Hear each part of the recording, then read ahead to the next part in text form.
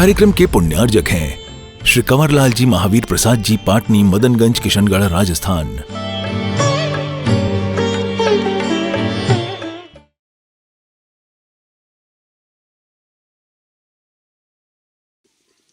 भगवान पार्श्वनाथ की इस कथा का श्रवण करने के लिए शांत चित्त से भगवान का मंगलाचरण करें। मोह महातम दलन दिन तप लक्ष्मी भरतार, ते पारस परमेश मुझ हो सुमति दातार। वामानंदन कल्पतरु जयो जगत हितकार, मुनि जन जाके आस करी, जाचे शिव फल सार।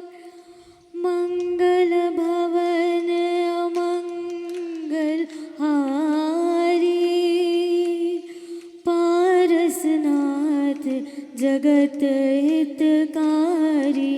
सुख संपत सब ही घर आवे, जो भविजन पारस गुण गावे। भगवान पार्श्वनाथ की यह कथा आपके जीवन में भी मंगलकारी हो, इसलिए इस कथा का आयोजन आज मीरा मार्ग में न होकर शांति नगर में हो रहा है। और शांति नगर में भगवान चंदप प्रभु के समव शरण में पार्श्वनाथ भगवान की कथा का श्रवण और वाचन चल रहा है। ये आप लोगों के लिए एक आनंद की बात होनी चाहिए, और इसी आनंद को बिखेरने के लिए हमने विचार किया कि जो आनंद राजा के साथ आ रहा है और उस आनंद की अनुभूति जो आनंद राजा अपने मुनि जीवन में कर रहे हैं, वो पार्श्वनाथ भगवान का ही पूर्व भाव का जीव है।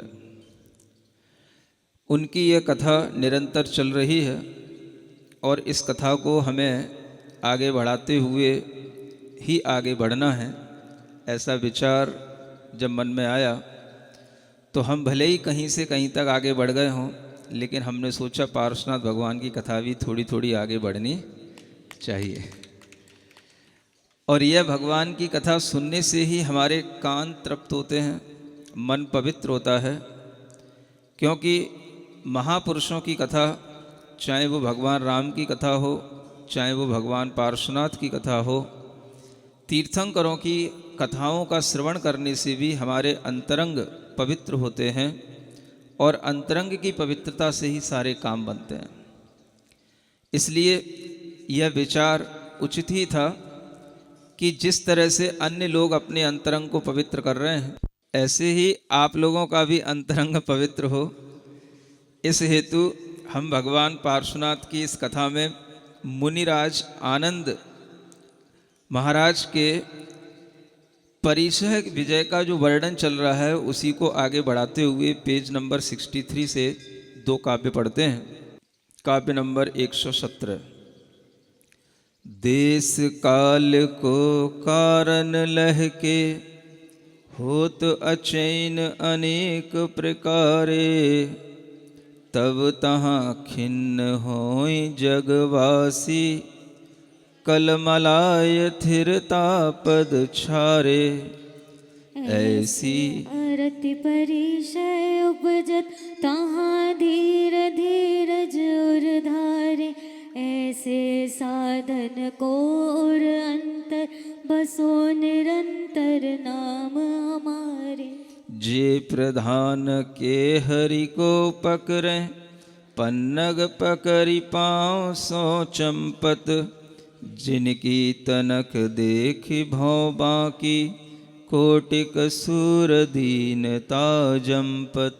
ऐसो पुरुष पहाड़ पार उड़ावन प्रलय पवन तिय वेद पयंपत धन्य धन्य ते साधु साहसी मन सुमेरु जिनको नहीं कंपत। यह भगवान बनने से पहले की प्रक्रिया है। जो पार्श्वनाथ भगवान के पूर्व जीवन में जीव है, उन्हीं पार्श्वनाथ भगवान का वह आनंद नाम के मुनि महाराज हैं। और वह मुनि महाराज अनेक प्रकार के परीक्षाओं को प्रसन्नता पूर्वक सहन करते हैं। और उन्हीं परीक्षाओं में एक परिचय आता है अरति परिचय। अरति का मतलब होता है कि ऐसा देश, ऐसा क्षेत्र, ऐसा काल जो अच्छा न लगे और वहाँ पर भी रह आए, लेकिन फिर भी मन प्रसन्न बना रहे। जो दूसरों के लिए कष्ट देने वाला हो, दुख देने वाला हो, जहाँ पर गृहस्थ लोगों को बिल्कुल भी एक क्षण भी रुकने का मन ना हो, और वहाँ पर भी मुनि महाराज रुक जाएं, तो वह उनकी अरति परिचय जय कहलाती है। रति तो सबको उत्पन्न होती है रति के स्थानों पर। आप अभी गार्डन में बैठे हैं तो आपके लिए रति उत्पन्न हो रही है। गार्डन में जब धूप बढ़ जाती है तो आपको उसी गार्डन से अरति उत्पन्न हो जाती है। इसी को रति और अरति कहते हैं। मन वहाँ लगता है जहाँ हमारी अनुकूलताएं होती हैं। और गार्डन में भी अगर हम किसी के साथ बैठे हैं तो अच्छा लगता है, और अकेले बैठे हों तो ऐसा लगता है कि दुनिया का सारा दुख का पहाड़ हमारे ही ऊपर टूट पड़ा है कि मैं ही अकेले गार्डन में बैठा हूँ, लोग क्या समझेंगे। यही केवल एक ऐसा है जिसके साथ कोई नहीं है, बाकी तो सब अपने अपने किसी ना किसी के साथ में है। ये विचार जब आता है तो आदमी फिर उस अरति के स्थान से रति के स्थान पर जाता है। इसलिए आपने देखा होगा कि ज़्यादातर लोग जब कहीं गार्डनों में दिखाई देते हैं तो तभी होते हैं जब उनके साथ में और भी कोई लोग होते हैं। कितना ही अच्छा गार्डन क्यों ना हो, लेकिन उसमें अकेला बंदा कभी बैठा हुआ नहीं मिलेगा आपको, है ना। या तो उसके साथ में कोई बंदी होगी या कोई और दूसरे बंदे होंगे। अकेला आदमी अगर गार्डन में बैठ जाए तो वो और बोर होने लगेगा और परेशान होने लगेगा, और उसके लिए यह परिचय ना हो करके और एक कष्ट से भी ज़्यादा बढ़कर के चीज़ हो जाएगी। इसलिए वह हमेशा ऐसे स्थानों को ढूंढता है जहाँ पर हमारा मन लगा रहे। तो मन लगाने के स्थान भी होते हैं और मन लगाने के काल भी होते हैं। काल का मतलब टाइम टाइम पर। अगर आप गार्डन में पहुंचते हैं तो गार्डन में पहुंचने का भी एक टाइम होता है। उस टाइम पे पहुंचेंगे तो आपको सब लोग मौज मस्ती करते मिलेंगे, और आप कहीं अलग टाइम पे पहुंचेंगे तो वहां पर कोई भी नहीं मिलेगा। तो हर गृहस्थ को, हर व्यक्ति को, हर आदमी को रति उत्पन्न होती है, एक राग उत्पन्न होता है। किससे? क्षेत्र से, स्थान से भी राग होता है और समय से भी राग होने लग जाता है। होता है कि नहीं होता है? आप हमेशा अपने मन में विचार करते हो हम कहाँ जाएं जहां पहुंचने के बाद में हमारा मन कैसा लग जाए। कहाँ लग जाए? अपने में लग जाए या दूसरे में लग जाए? बताओ, किस तरह के स्थान ढूंढते हो, किस लिए ढूंढते हो? तो हमेशा जो भी जिनके अंदर राग होता है वो हमेशा ऐसे स्थान ढूंढते हैं जहां पर पहुंचने के बाद में हमारा मन दूसरे में लग जाए, अपने में लग जाए। ऐसा स्थान ढूंढो तो फिर बात ही कुछ और हो। अपने में लगाने के लिए तो हमें केवल वह स्थान ढूंढना है जहाँ पर हमें शांति मिले, अकेलापन मिले, तो वह स्थान हमारे लिए अच्छे होते हैं। और हम ऐसे अकेले स्थानों पर जाने से डरते हैं, इसलिए हम ऐसे स्थान ढूंढते हैं जहाँ पर सब लोग हों और हम एक दूसरे को भी देखें, और सब लोग कुछ ना कुछ कर रहे हों, हम भी कुछ कर रहे हों, तो हमारा भी टाइम निकल जाएगा, उनका भी टाइम निकल जाएगा। इन स्थानों पर रति उत्पन्न होती है। रति माने राग पैदा होता है, एक अट्रैक्शन आता है, और यही अट्रैक्शन हमारे लिए फिर आगे चल कर के हमें ऐसी आदत में डाल देता है कि अगर हम कभी भी किसी भी स्थान पर होते हैं तो हमें देखना होता है कि हमारे साथ और भी लोग हैं कि नहीं, कितना ही अच्छा स्थान हो, कितना ही बढ़िया होटल हो, कितना ही बड़ा पार्क हो, कितना ही अच्छा गार्डन हो, कितनी ही अच्छी पहाड़ियां हो, आप उस पर अकेले नहीं रह सकते हो। सुन रहे हो? इसलिए आप हमेशा ग्रुप बना करके जाते हो, किसी के साथ जाते हो। बोले अकेले कोई भी अच्छा स्थान होगा बुरा लगने लग जाएगा। विचार करो, आप अगर ग्रुप के साथ रहते हो तो उसके पीछे भी एक मानसिकता जुड़ी होती है कि भाई हम अकेले नहीं हैं, हमारे साथ 5 हैं, 10 हैं, 20 हैं, और उस ग्रुप में भी हमें और अपनापन महसूस हो, इसलिए हम एक जैसी टी शर्ट भी पहन लेते हैं, एक जैसे साड़ियाँ भी पहन लेते हैं। ये किस लिए? ताकि हमें ऐसा महसूस हो कि हम अकेले नहीं हैं, हम एक जैसे हैं, सब एक साथ हैं। तो हर व्यक्ति को एक सुरक्षा महसूस होती है जब वो एक साथ अपने आप को महसूस करता है। ये एक भीतर का मनोविज्ञान है। और जब हम इस तरह से अपने अंदर देखते हैं तो हमारे अंदर ये सब अच्छाइयाँ तो बनी रहती हैं कि हम साथ साथ रहते हैं, साथ साथ घूमने जाते हैं, साथ साथ हम अपना टाइम पास कहीं पर भी करते हैं। लेकिन इसके साथ साथ एक और थोड़ी सी कमजोरी, मानसिक कमजोरी हमारे अंदर आने लग जाती है कि हम हमेशा साथ साथ रहने के ही आदी हो जाते हैं। उससे क्या होता है, कभी ना कभी अगर आपको अकेला रहना पड़ जाए तो फिर आपको ऐसा लगता है कि दुख का पहाड़ सारा का सारा मेरे ऊपर टूट पड़ा। दूसरा हमारा साथ कब तक देगा, कब तक साथ रहेंगे, कब तक हमारे लिए साथ मिलता रहेगा, ये हमारे ऊपर डिपेंड नहीं होता। ये बहुत कुछ हमारे कर्मों पर भी डिपेंड करता है, हमारी परिस्थितियों पर भी डिपेंड करता है। और कभी अगर ऐसी कोई परिस्थिति बन जाए जब हम कभी अकेले हों तो हम उसमें भी अच्छे से रह पाएं, मन कहीं पर भी लगा पाएं, इस तरह की अगर कोई कला सीखनी होती है तो हमें गुरु के चरणों में आना पड़ता है। निर्ग्रंथ गुरु हमेशा इसी कला के साथ जीते हैं। कौन सी? अकेले रहने की कला, अकेले में मन लगाने की कला, अकेले में भी स्थिरता रखने की कला, अकेले में भी बेचैन नहीं होना। सबके साथ में तो चैन मिल जाता है, अकेले हो जाए तो बेचैन होने लग जाते हैं। गृहस्थ जब कभी भी अकेला होता है तो बेचैन हो जाता है, क्योंकि वो लगभग ज्यादातर टाइम किसी ना किसी के साथ रहता है। और मुनि महाराज का हाल उल्टा होता है, उन्हें अकेलापन अच्छा लगता है। वो जब अकेले होते हैं तब उन्हें अच्छा लगता है, और उन्हें जब दूसरों का साथ मिल जाता है तो यूं तो नहीं कह सकते बेचैन हो जाते हैं लेकिन उतना चैन तो नहीं आता जितना चैन अकेले में मिलता है। अच्छा बताओ, मुनि महाराज क्यों बनते हैं? इसलिए तो बनते हैं, अपना जीवन, अकेले का जीवन जीना, अपनी मस्ती में रहना, अपने ध्यान में रहना, अपने आनंद में रहना। अब उस आनंद में दखल अंदाजी कौन डालता है? कौन डालता है? श्रावक डालते हैं। और वह श्रावक अगर कभी कभी समय समय पर डालें तो फिर भी एडजस्ट हो जाता है, और अगर हर समय डालते रहे तो फिर क्या लगेगा? मुनि महाराज को भी सोचने में आएगा, भैया यहाँ तो कुछ भी जो है ना, अपना धर्म ध्यान तो कम हो रहा है, और ये लोगों के कारण से जो है डिस्टरबेंस ज़्यादा हो रहा है। तो सबसे अच्छा तरीका होता है हम समय समय पर मुनि महाराज के पास पहुँचें, और जब हमें मुनि महाराज का सानिध्य मिले तो हम अपने अंतरंग में भाव रखें कि हम उस सानिध्य को जरूर प्राप्त करें। क्योंकि अगर हमें वो सानिध्य अपने पास, अपने घर में आकर के मिल रहा है, अपने स्थान पर आकर के मिल रहा है, तो वो तो हमारे लिए बहुत अच्छा है ही। लेकिन कभी कभी ऐसी भी कोई चीज़ें होती हैं जो मुनि महाराज सबके सामने कुछ देना चाहते हैं, सबके साथ कुछ देना चाहते हैं। क्या सुना? कुछ चीज़ें ऐसी होती हैं जो हम आपको यहां पर नहीं बता सकते। वो कहां बताएंगे? वो हम SMS स्टेडियम में ही बताएंगे।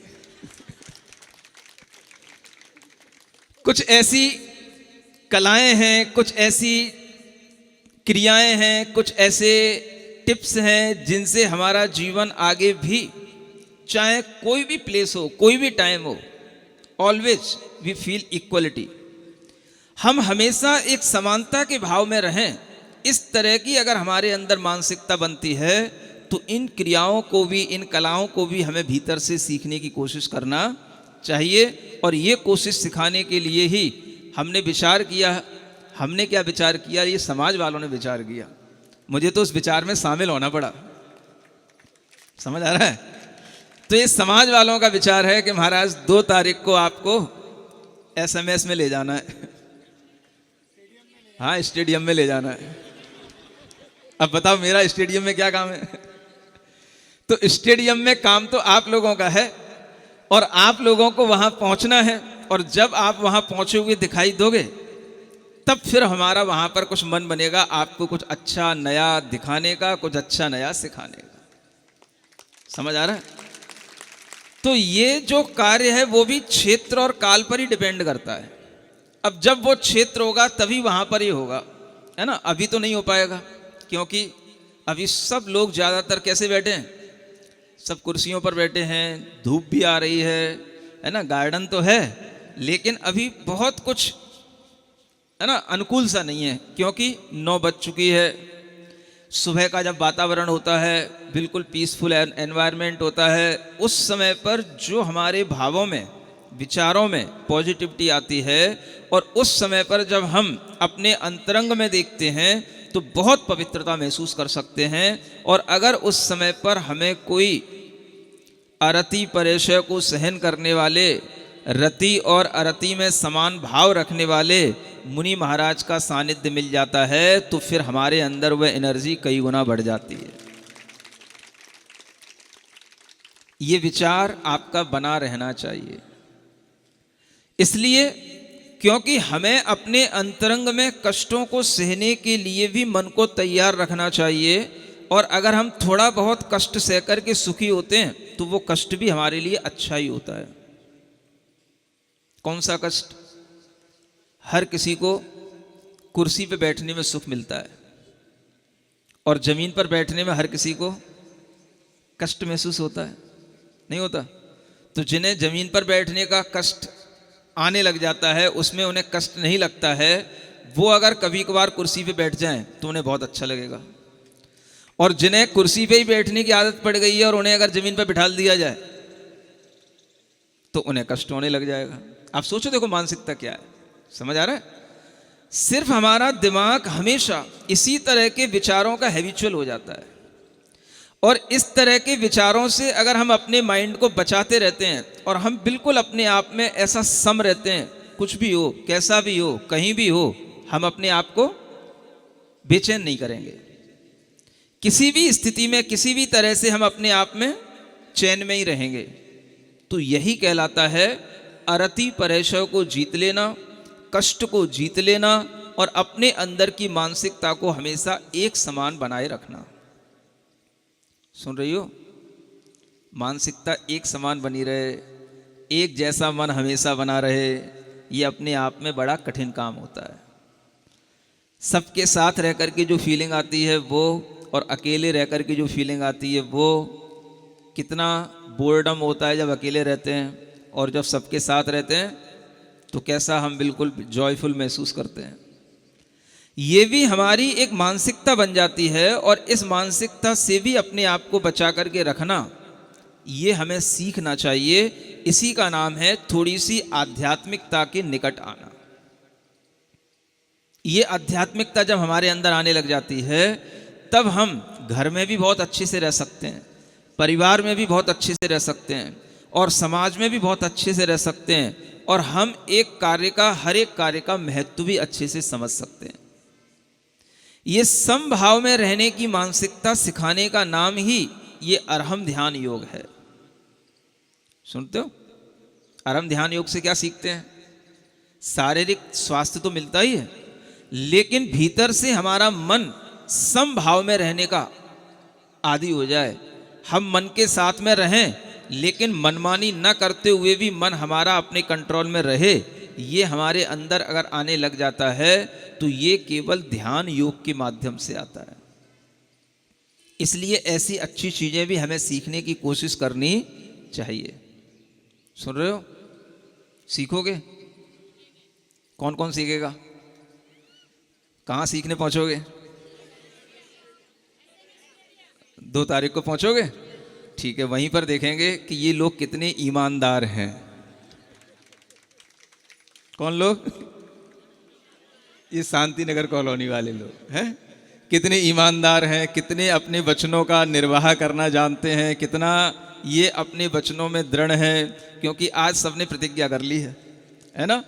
तो यह प्रतिज्ञा आपकी वहां पर 9 बजे पूरी ना हो, नहीं तो वहां कुछ नहीं मिलेगा। हाँ, कितने बजे? हाँ, ये अपने अंदर एक आना चाहिए कि हम सुबह जल्दी उठें, जल्दी हम तैयार हों, जल्दी वहां पर पहुंचें, और केवल अकेले ना पहुंचें, जो भी हमें गली मोहल्ले मिलता जाए, चल चल चल चल चल चल, हाँ? ये सब हमारे अंदर जब उत्साह आने लग जाता है तो इसी उत्साह से हमारा भी भला होता है, दूसरे का भी भला होता है। क्योंकि कभी कभी धर्म की भी प्रभावना से हमारे अंदर धर्म की भावना बन जाती है। अगर यही धर्म हम आपको अकेले बिठा के सिखाएं तो आप नहीं सीखोगे, और वही धर्म आप सबके बीच में बैठ करके अगर हम आपको सिखाएं तो आप आज आसानी से सीख लोगे और इजीली उसको एक्सेप्ट भी कर लोगे। तो हर चीज के लिए एक माहौल होता है, और उस माहौल में बैठ करके अगर हम कोई कार्य करते हैं तो उसका फर्क पड़ता है। इसलिए ये कलाएं हमारे अंदर जब आती हैं तो उस समय पर हम अपने अंदर जो महसूस करते हैं वो एक आध्यात्मिक वातावरण की ऊर्जा अलग ही होती है। और उस आध्यात्मिक वातावरण में जीने वाले जो मुनि महाराज होते हैं वो अपने अंदर इस तरह का वातावरण हमेशा निर्मित किए रहते हैं। तो ये उन्हीं मुनि महाराजों की बात चल रही है, जो मुनि महाराज हमेशा अरति परिसय सहन करते हैं। अरति का मतलब जहां पर किसी का मन नहीं लगे वहां पर वो अपना मन लगाने पहुंच जाते हैं। अब आप सोचो, कोई भी नया स्थान होता है, आप पहले से उस स्थान को जानते होते हैं, है ना, या आपको विश्वास में होता है कि आप जो है वहाँ जा रहे हैं तो वहाँ पर और भी पहले टूरिस्ट जाते हैं, वहाँ पर और लोग वहाँ पहुँचते हैं, तब आप उस स्थान पर पहुँचने के लिए अपना मन बनाते हैं। सुनते हो कि नहीं? अब मुनि महाराज के साथ देखो क्या होता है। अब मुनि महाराज किसी भी स्थान से दूसरे स्थान पर गए, समझ आ रहा है? मान लो हम कितनी लंबी यात्रा करके जयपुर आए। अब मुझे पता तो नहीं था कि जयपुर में कहाँ रोका जाएगा, मुझे कहाँ स्थान होगा, वो स्थान कैसा होगा, वहाँ पर अपना मन टिकेगा कि नहीं टिकेगा, ये सब कुछ अनसर्टेन होता है। लेकिन फिर भी मुनि महाराज के अंदर क्या रहता है? समभाव रहने के कारण से भाई जो भी होगा, जैसा भी होगा, अपने लिए अच्छा ही होगा। ये उनका मुख्य सूत्र रहता है। समझ आ रहा है? तो जयपुर में भी आ गए, एक स्थान पर रुक भी गए, कुछ महीने वहाँ रोक लिए। अब भ्रमण कर रहे हैं प्रतिदिन, नया नया स्थान। कुछ पता तो है नहीं कि शांति नगर वाले क्या करेंगे, कहाँ रोकेंगे, कहाँ बिठाएंगे। लेकिन फिर भी सब कुछ अनिश्चित होते हुए भी क्या भाव रहता है? जो होगा, जैसा भी होगा, अच्छा होगा। ये सूत्र हमेशा अपने मन के अंदर बनाए रखो। याद हो जाएगी एक लाइन, जो होगा, जैसा भी होगा, अच्छा होगा। ये अगर मन के अंदर विचार बना रहता है तो हमें आगे की चिंताएं नहीं होती हैं, और हम अपने अंतरंग को अच्छा बनाए रखते हुए आगे बढ़ते चले जाते हैं, और आगे अपने आप सब अच्छा होता ही चला जाता है। करना नहीं पड़ता, सब अपने आप होता चला जाता है। किस कारण से? अपनी अच्छी मानसिकता के कारण से। तो आपके जीवन में भी सब कुछ अच्छा अच्छा तभी होगा जब आप आगे आने वाली चीजों की चिंताओं से अपने आप को थोड़ा सा दूर करें। चिंता आप अपने सिर पर लेकर के चलते हैं। अभी जो नहीं हुआ है उसकी भी चिंता पहले से ही बहुत कुछ होने लग जाती है। समझ आ रहा है?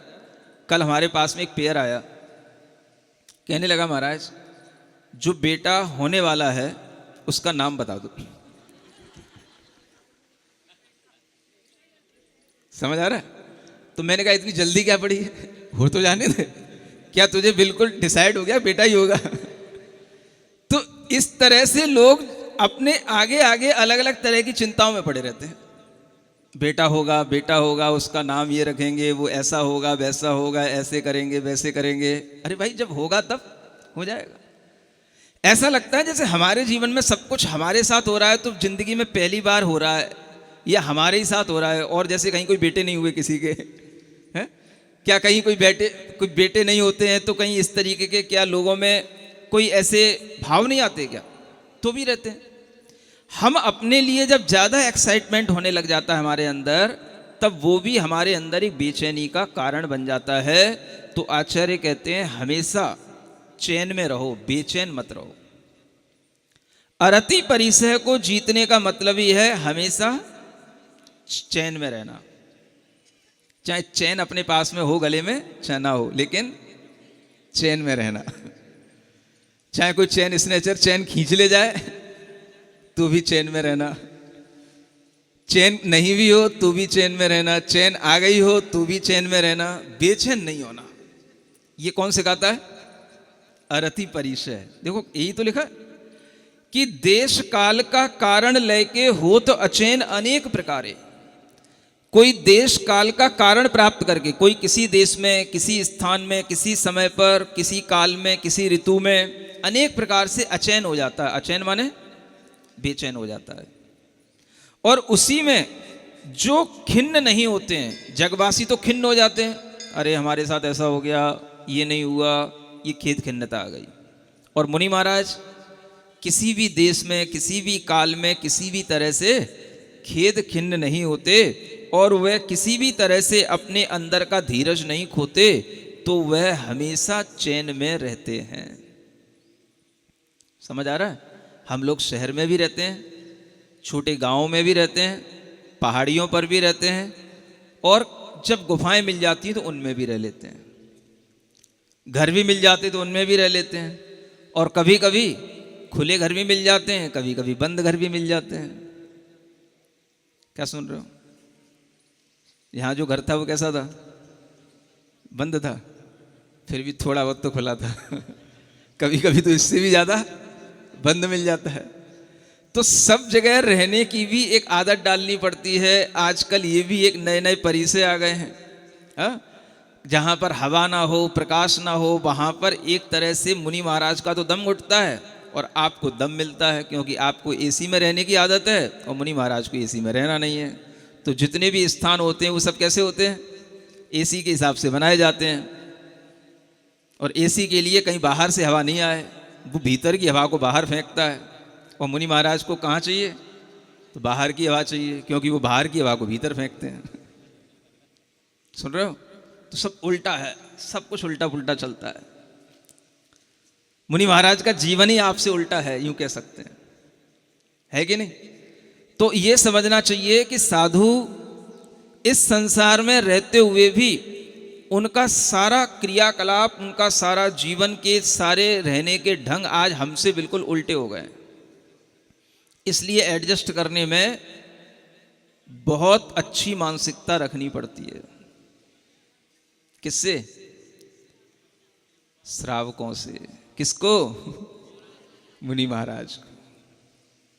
सुन रहे हो? आप लोग आपस में एडजस्ट तो कर लेते हो, लेकिन आप लोगों के अंदर में भी अगर अच्छी मानसिकता होती है तो वो एडजस्टमेंट अच्छा होता है। और वो तभी होता है जब हमारे अंदर इस तरह से मन में हर स्थिति में एक चैन का भाव रहे। चैन का भाव आता है धैर्य के साथ। इसलिए यहाँ कहा जा रहा है कि जो इस तरीके से धैर्य धारण करके हर स्थिति में, हर देश में, हर काल में एक समान रहते हैं, बसो निरंतर नाम हमारे, उनका नाम हमारे हृदय में निरंतर बसना चाहिए। क्या सुना? उनका नाम हमारे हृदय में चलना चाहिए। आनंद मुनि महाराज, पार्श्वनाथ भगवान, वर्धमान भगवान, इनका नाम भी अगर हमारे मन में चलता रहता है, राम भगवान, देखो कहाँ वन में चले गए। अब वहाँ पर कोई अरति के साधन थे कि रति के साधन थे? सब कुछ अरति थी, लेकिन फिर भी वह वन में भी ऐसे रह गए जैसे महल में रह रहे हो, कोई खेद खिन्नता नहीं। लक्ष्मण को तो कभी कभी खेद खिन्नता आ जाती, चलते चलते थक गए भाई, कब तक चलाओगे, कब तक ये कष्ट सहन होंगे। लेकिन सीता कभी नहीं कुछ कहती थी। लक्ष्मण तो फिर भी कभी कभी उबल जाता था, लेकिन सीता हमेशा शांत रहती थी, राम भी शांत रहते थे, और सब चलता रहता था। और सब आपस में थोड़ा बहुत अगर कभी थकान हो भी जाती थी तो उस थकान के बाद में जब अच्छा स्थान मिल जाता था तो लक्ष्मण भी चैन में आ जाते थे, और राम और सीता तो हमेशा चैन में रहते ही थे। समझ आ रहा है? तो जो भी महापुरुष बनते हैं ये इसी तरह के समत्व के साथ में बनते हैं, ऐसा मन के अंदर समभाव लेकर के चलते हैं, तब जो है वो उनकी महापुरुषों की क्षमताएं बढ़ती चली जाती हैं। आज आप देखो, आदमी सबसे ज़्यादा इन्हीं मानसिक रोगों से परेशान है। एडजस्ट नहीं होते, चैन नहीं होता, हमको ये अच्छा नहीं लगता, हमको वो अच्छा नहीं लगता। आज इतनी आफत हो गई है कि एक लड़का एक लड़की अगर शादी करती है तो पहले से ही उसे पूछ लेना पड़ता है, भाई तुम्हारी हॉबी क्या है, मेरी हॉबी क्या है। हाँ, अगर वो मैच कर रही हो, अब कुंडली मिलाने की जरूरत नहीं है आप लोगों को। हाँ, ये मिलाना अब तुम, नहीं तो तुम कुंडली उंडली के चक्कर में पड़ गए ना तो कुछ नहीं होने का, ज्योतिषी को जिंदगी भर गाली देते रहोगे। अब ये मिलाना, हमारी उससे हॉबी मिल रही है कि नहीं मिल रही है, हमारी हैबिट्स और उसकी हैबिट्स कुछ मिल रही हैं कि नहीं मिल रही हैं। तो अच्छे तरीके से रहना हो तो मैं आपको एक तरीका बता रहा हूं। जब भी शादी से पहले एक साथ बैठो, मिलो, विचार करो, तो एक काम करना, एक कागज लेना, उस पर 10 आदतें अपनी अच्छी लिखना और 10 आदतें उससे कहना तू अपनी अच्छी लिख। समझ आ रहा है ना? फिर एक दूसरे के लिए वो कागज एक्सचेंज करना, और फिर देखना कि इन 10 में से कोई 5-6 भी एक जैसी मिल रही कि नहीं। अगर 5 से ज्यादा मिल जाए तो समझ लेना कुंडली मिल गई, कुंडली मिलाने की जरूरत नहीं है, निभ जाएगा। और अगर 5 से कम मिले तो तौबा तौबा कर लेना, हाय हाय मत करना। समझ आ रहा है? ये तरीका है आज के समय में जीवन निर्वाह करने का। तो आज कुंडली मिलाने की जरूरत नहीं है, आज अपने गुण इस तरह से मिलाने की जरूरत है। कुंडली में भी तो क्या मिलाया जाता है, गुण ही तो मिलाए जाते हैं, इसी को भी तो क्वालिटी कहते हैं। भाई मेरे हॉबी, मेरी हैबिट्स, मेरी क्वालिटी तुझसे कुछ मैच कर रही कि नहीं? नहीं पता पड़ा कि मुझे तो दाल रोटी सब्जी खाना है और तुझे रोजाना पनीर और पराठे खाना है, तो कभी कभी की बात तो ठीक है, लेकिन रोजाना की अगर ये आदत होगी तो हमेशा दिक्कत होगी। हमें घर में भोजन करना है, वो रोजाना कहे कि मुझे तो 5 स्टार में ही चलना है, 3 स्टार में ही चलना है, इससे नीचे बात ही ना करे, मुझे तो होटल में ही खाने का शौक है। मैं 7 दिन में 6 दिन होटल में खाऊंगी, 1 दिन तो घर में खा सकती हूँ। और तुम कहो कि नहीं मैं 7 दिन में 1 दिन होटल में जा सकता हूँ, 6 दिन तो घर में ही खाऊंगा, तो क्या करोगे फिर? कैसे निभेगा? तो शादी से पहले ये विचार करना जरूरी होता है। सुन रहे हो? सब लाल शर्ट वालों की शादी तो हो चुकी है ना, 2-4 बचे क्या? अच्छे ढंग से जीवन का निर्वाह करने के लिए इस तरह की चीजें सीखना है। मिलने जाना है, पहले से ही हमें तैयारी करना है, तो क्या मिलना है, क्या बोलना है, क्या विचार करना है, किस तरह की हमें अपने एक दूसरे के साथ में बात करना है, तो ये अपने को अब सीखना पड़ेगा। समझ आ रहा है? इसलिए ज्योतिषियों पर विश्वास नहीं करना, कि नहीं और किसी भी तरह के और भी जो कोई भी निमित्त बताने वाले होते उन पर विश्वास नहीं करना, कुंडलियों पर विश्वास नहीं करना। सारी कुंडलियां खराब निकलती हैं। जब भगवान राम और सीता की कुंडली नहीं बना पाए इतने बड़े बड़े लोग, तुम्हारी कुंडली कौन बनाएगा? सोचो। इसलिए एक ही चीज काम में आती है। हाँ, और वही चीज काम में आई राम और सीता के। राम ने कहा हम वन में जा रहे हैं, तू यहीं पर रह। सीता कहती नहीं, आप जा रहे तो मैं भी चलूंगी। अरे वहां बहुत कष्ट होगा, जो आपको होगा वो हमको होगा। ये अगर होता है तो सब होता है। समझ आ रहा है? और नहीं तो आपके कारण से मुझे कष्ट हो रहा है, जहां ये कहना आ गया तो फिर गाड़ी ज्यादा नहीं चल सकती। सुन रहे हो कि नहीं? हाँ, सीख लो। मन में अगर उल्टा विचार आएगा तो गाड़ी फिर पटरी से उतर जाएगी, गाड़ी के दोनों पहिए फिर एक इधर करेगा एक इधर जाएगा। और जहां ये होगा कि नहीं, पहिए जिस डिस्टेंस के साथ चल रहे हैं, जैसे पैरेललिटी के साथ चल रहे हैं वैसे ही चलेंगे, एक जहाँ चल रहा है दूसरा अपने आप चल रहा है तो गाड़ी चलती है, और जहाँ खींचातानी होने लग जाती है बस फिर वो खींचातानी कब तक गाड़ी जब चिरचिराने लग जाए, चरमर होने लग जाए, तो एक ना एक दिन वे पहिए फिर अलग अलग हो ही जाते हैं। सीख लो अच्छे ढंग से। तो यही पार्श्व कथा में सिखाया जाता है, यही राम कथा में सिखाया जाता है। समझ आ रहा है? महापुरुषों की कथाएं हमें यही सिखाती हैं। हम अपने जीवन में एडजस्टमेंट करना सीखें, एक दूसरे के ऊपर ताना ना मार करके एक दूसरे के अनुकूल चलना सीखें। और जब हम इस तरह की मानसिकता रखते हैं कि जो कष्ट आपके लिए वो हमारे लिए, तो स्वर्ग हो जाता है। वन में भी स्वर्ग हो जाता है, जंगल में भी स्वर्ग हो जाता है। और जहाँ ये मानसिकता आ जाती है तुम्हारे कारण से मुझे कष्ट हो रहा है, तो स्वर्ग में भी नरक जैसा वातावरण हो जाता है। इसी का नाम स्वर्ग और नरक समझना। तो ये मुनि महाराज इस तरह से पहले से खूब प्रैक्टिस करते हैं इन सब चीजों की, ताकि हमें दुनिया में किसी भी स्थान पर किसी भी समय पर इस तरह से हमारे मन में कोई भी बेचैनी का भाव न आए, और हम प्रसन्नता पूर्वक हर जगह पर रह कर के भी इसी तरह से समभाव के साथ में अपने जीवन को आगे बढ़ाते रहें। ये मुनि महाराज के अंतरंग की परिणतियां बताई जा रही हैं। इसका नाम क्या है? अरति परिसह। नाम तो याद कर ही लो, छोटे छोटे से, है ना।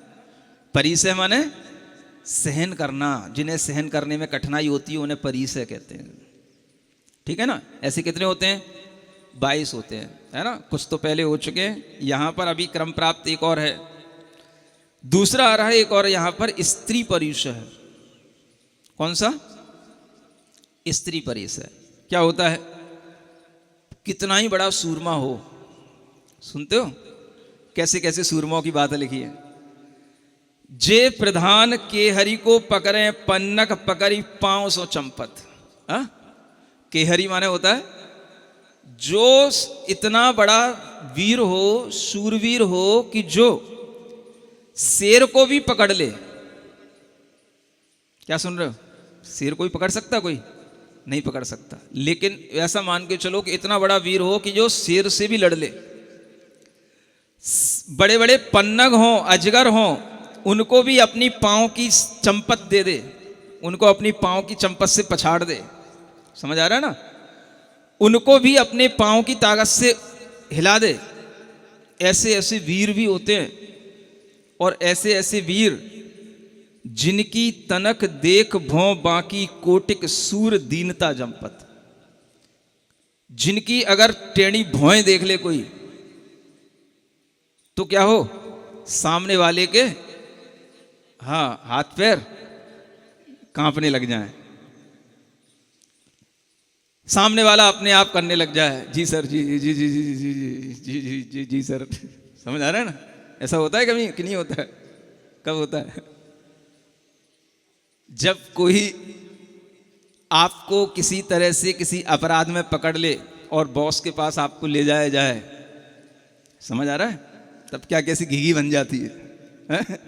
जब आपको लगे कि हमें राजा के पास ले जाया जा रहा है और वहां पर हमें प्राण दंड मिल जाएगा, तब आपकी बोली बंद हो जाएगी, घिघी बन जाएगी। समझ आ रहा है? ऐसे भी राजा, ऐसे भी शूरवीर जिनकी ये कहानी है, ऐसे पुरुष पहाड़ उड़ावन प्रलय पवन तिय वेद पयंपत। पहाड़ भी उड़ा दें। क्या सुन रहे हो? जय बजरंग बली। ऐसे पहाड़ के पहाड़ भी उठा लाएं, इतनी भी शक्ति होती है। अगर ऐसी भी शक्ति किसी में हो तो भी कौन सी बड़ी शक्ति इन सबसे बढ़कर के? कुछ समझ आ रहा है? हाँ, समझ गए?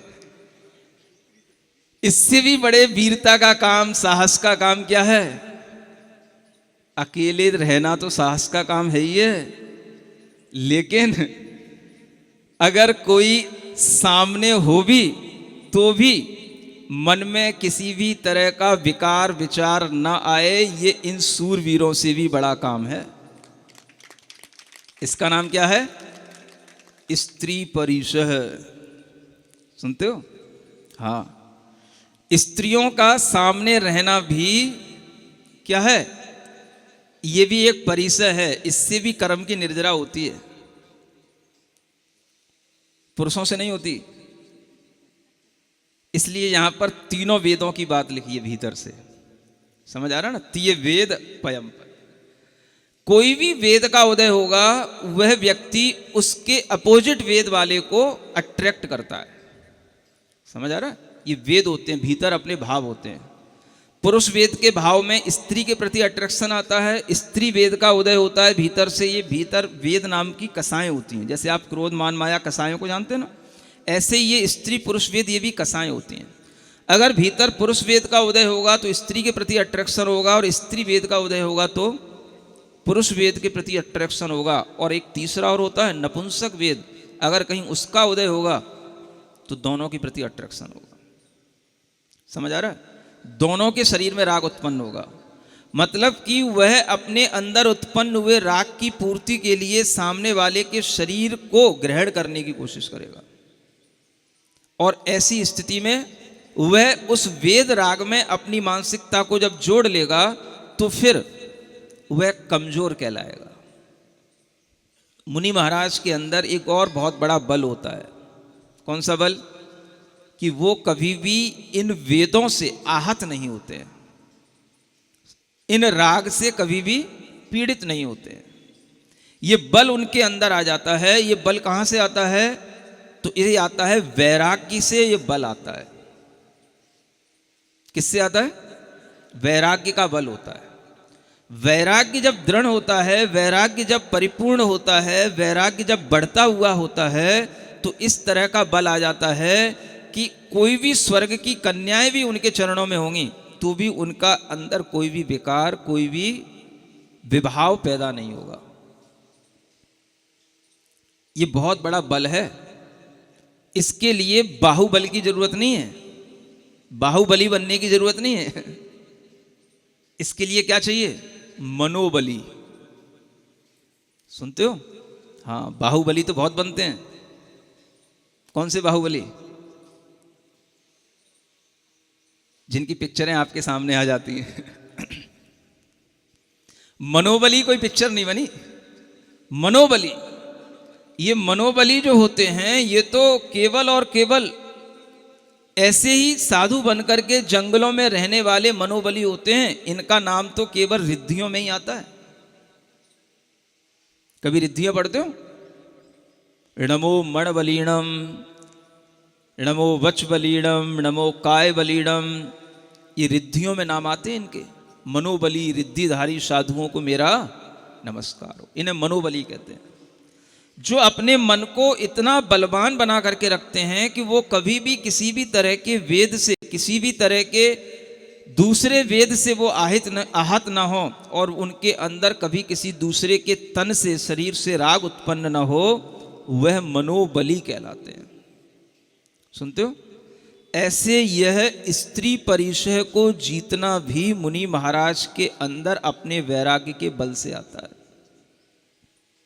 तो मुनि महाराज की अगर आप कहानी जानोगे तभी आपको थोड़ा समझ में आएगा कि तीर्थंकर क्या होते हैं, क्योंकि तीर्थंकर तो उनके भी और बड़े दर्जे के होते हैं, उनसे भी बड़े होते हैं, और पूर्व जन्म में जो इस तरह की तपस्या कर चुके होते हैं, ऐसे जीव ही नियम से बाद में तीर्थंकर बनते हैं।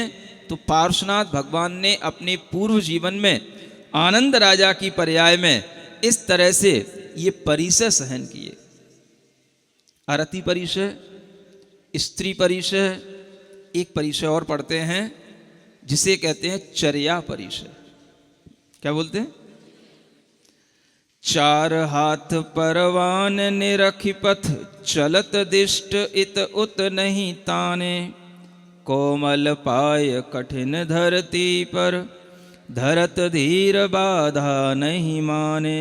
नाग तुरंग पाल की चढ़ते, ते सवाद उर यादि नाने, योम निराज भरे चर्या दुख, तब दृढ़ कर्म कुलाचल भाने। चर्या परिचय क्या होता है? चलने का भी एक परिचय होता है, कष्ट होता है, नंगे पैर चलना, है ना। आप चलते तो हैं, तभी चलते नंगे पैर जब मुनि महाराज के साथ चलना हो, है ना, कभी कभी, वो भी कभी कभी, साल 6 महीने में कभी एक आध बार अवसर पड़े। हाँ, लेकिन उसमें भी जरूरी नहीं है कि नंगे पैर ही चलें। हाँ, चप्पल लेकर के ही चलते हैं, कुछ ना कुछ सैंडल पहन के ही चलते हैं। तो ये अपने आप में एक बड़ा कष्ट होता है, बड़ा परिश्रम होता है, नंगे पैर चलना।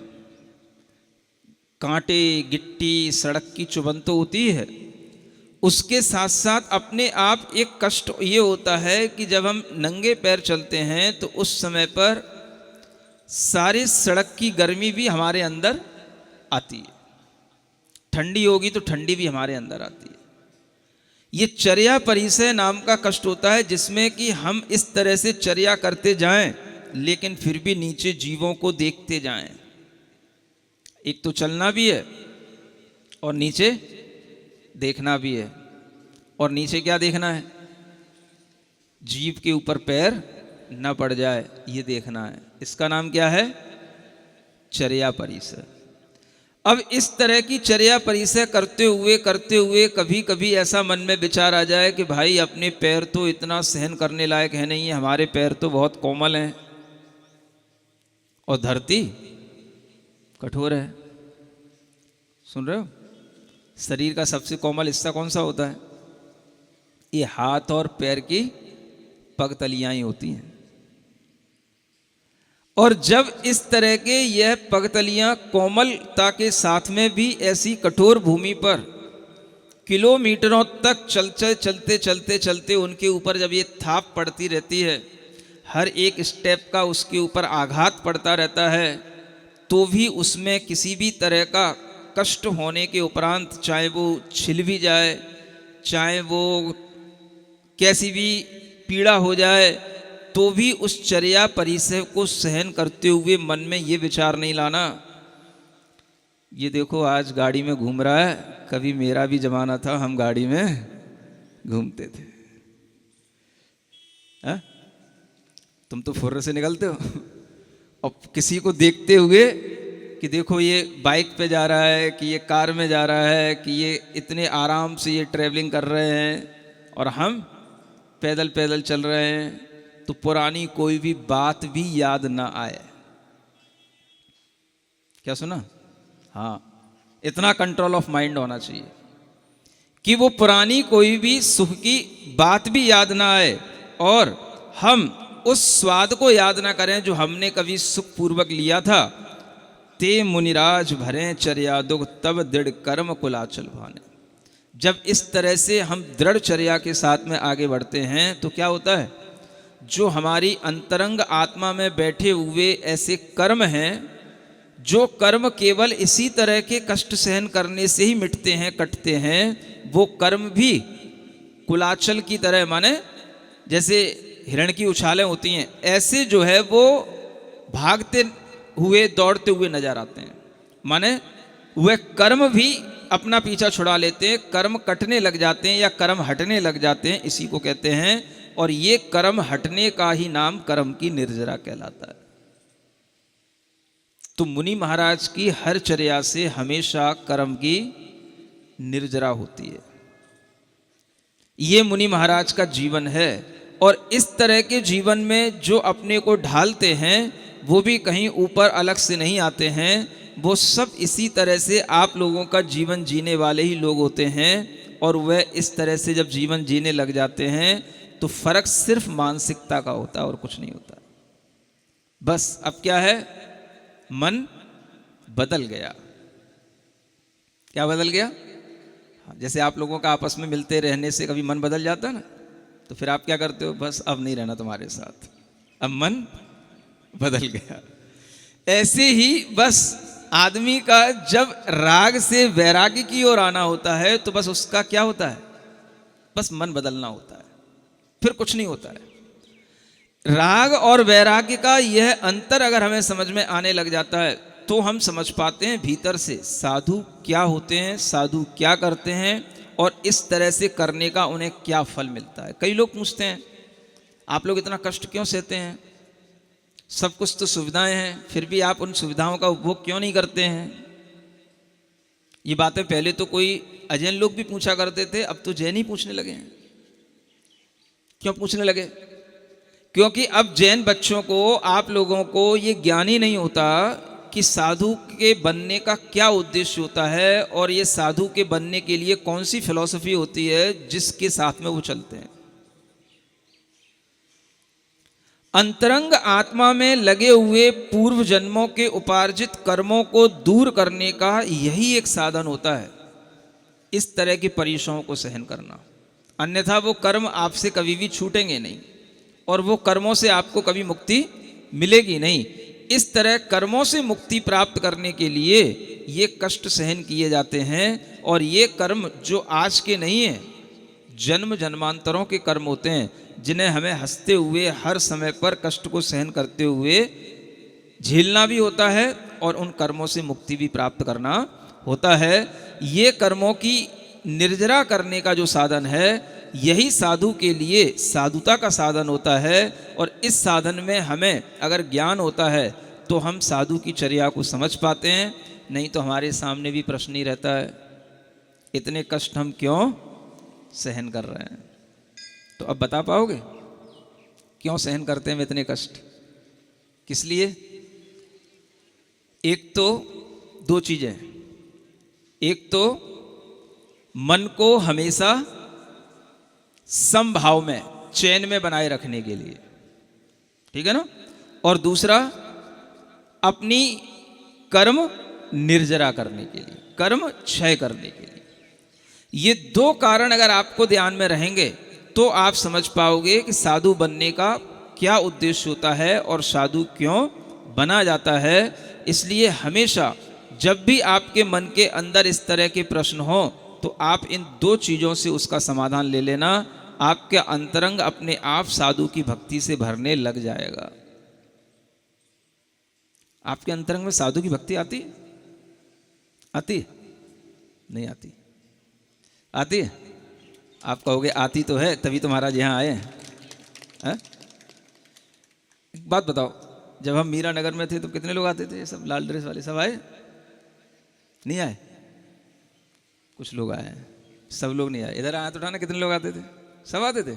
अच्छा, तब तो कहना पड़ेगा साधु की भक्ति है। कभी कभी ऐसा होता है कि जब महाराज हमारे यहाँ आ जाते हैं तब तो हम दिखते हैं, और जैसे ही हमारे यहाँ से चले गए हम भी विलुप्त हो गए। ये लुप्त प्रजातियां इसी को कहते हैं। सुन रहे हो? आज दिखे हो, आगे भी दिखते रहोगे, तो जैसा आशीर्वाद तुमको आज मिल रहा है आगे भी मिलता रहेगा, है ना। तो इसलिए साधु की भक्ति अगर अपने अंतरंग में आने लग जाती है तो हम हमेशा, चाहे दूर हो चाहे पास हो, साधु की भक्ति कहीं पर भी रह करके की जा सकती है। और जब हमें भक्ति होती है तो फिर हमारे लिए ये नहीं होता कि वो कितनी दूर हैं। अरे भाई, तुम्हारे कम से कम नगर में रहते हुए तो तुम्हें भगवान की भक्ति, साधु की भक्ति हमेशा करने का भाव तो होना ही चाहिए। इस तरह का भाव आपने आज बनाया, ये भाव आगे भी बना रहे। सुन रहे हो? अगर आप लोगों की भक्ति रहेगी तो हो सकता है कि यहाँ पर फिर किसी निमित्त से कभी फिर एक बार फिर आगमन हो सके। जय हो। ये आगमन हो सकता है ना। ये यहाँ की कमेटियों और अध्यक्षों के ऊपर भी डिपेंड करता है, लेकिन मैं इन पर डिपेंड नहीं होना चाहता। मैं सामान्य जनता पर डिपेंड होना चाहता हूँ कि सामान्य जनता अगर चाहेगी तो अध्यक्ष और मंत्री के बिना भी हम कभी भी आ सकते हैं। समझ आ रहा है? जय जय गुरुदेव। हमें तो क्या चाहिए? भक्ति करने वाले लोग चाहिए। इसलिए हमेशा आप ये ध्यान रखें, साधु की भक्ति करने से अपने आप साधु के भाव बनते हैं। कहाँ पहुँचने के? भक्त के पास पहुँचने के। हाँ, ये भक्ति का ही एक अट्रैक्शन होता है और कुछ नहीं होता है। साधु का मन तो हमेशा अलग जगह रमता है, लेकिन अगर हम साधु के मन को भी कभी डाइवर्ट कर पाते हैं तो किससे? एक ही चीज से, जिसका नाम है भक्ति। तो इसलिए श्रावकों का परम धर्म बन जाता है कि हम हमेशा भक्ति करें और उस भक्ति के साथ ही हम आगे बढ़ें और वह भक्ति हमारी आगे भी दिखती रहे। ऐसा ना हो कि हम लुप्त प्रजाति की तरह कभी कभी उभर आए और फिर कहीं ना कहीं फिर समा जाएं। ठीक है ना? तो अपन भी थोड़ा सा भगवान की भक्ति करते हैं। अरहम की 5 क्लैपिंग करते हैं। सबसे पहले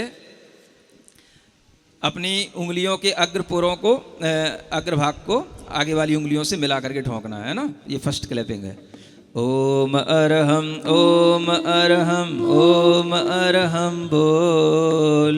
ओम अरहम ओम अरहम ओम अरहम बोल। सभी कार्य की सिद्धि से तू पहले इसको बोल। सभी कार्य की सिद्धि से तू अच्छे से ठोको। पहले इसको बोल। अनेक तरह की बीमारियां ठीक होती हैं इससे। अरहम ओम अरहम बोल।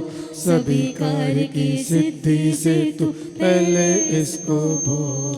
ओम अरहम नमः ओम अरहम नमः ओम अरहम नमः ओम अरहम नमः। दूसरी क्लैपिंग इंटरलॉक करके अपने हाथों को ठोकना। ओम अरहम ओम अरहम ओम अरहम बोल। जोर से ठोको। सभी कार्य की सिद्धि से तू पहले इसको बोल। ओम अरहम नमः ओम अरहम नमः ओम जो अरहम। जॉइंट्स पेन होते हैं घुटनों में कमर में, उसको ठीक करने के लिए ये सेकंड क्लैपिंग है। हाँ जल्दी। ओम अरहम ओम अरहम ओम अरहम बोल। सभी कार्य की सिद्धि से तू पहले इसको बोल।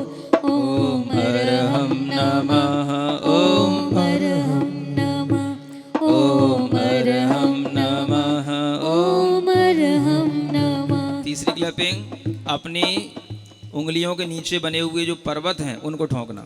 ओम अरहम ओम अरहम ओम अरहम बोल। सभी कार्य की सिद्धि से तू पहले इसको बोल। ओम अरहम नमः ओम अरहम नमः ओम अरहम नमः ओम अरहम नमः। चौथी क्लैपिंग अपनी हथेलियों के निचले हिस्से को ठोकना। ओम अरहम ओम अरहम ओम अरहम बोल। सभी कार्य की सिद्धि से तू पहले इसको बोल। ओम अरहम नमः ओम अरहम नमः ओम अरहम नमः ओम अरहम नमः। और पांचवी क्लैपिंग पूरी ताली लो। ओम अरहम नमः ओम अरहम नमः ओम अरहम नमः। ओम अरहम ओम अरहम ओम अरहम बोल। सभी कार्य की सिद्धि से तू पहले इसको बोल। ओम अरहम नमः ओम अरहम नमः। श्री कंवरलाल जी महावीर प्रसाद जी, पाटनी, मदनगंज, किशनगढ़, राजस्थान।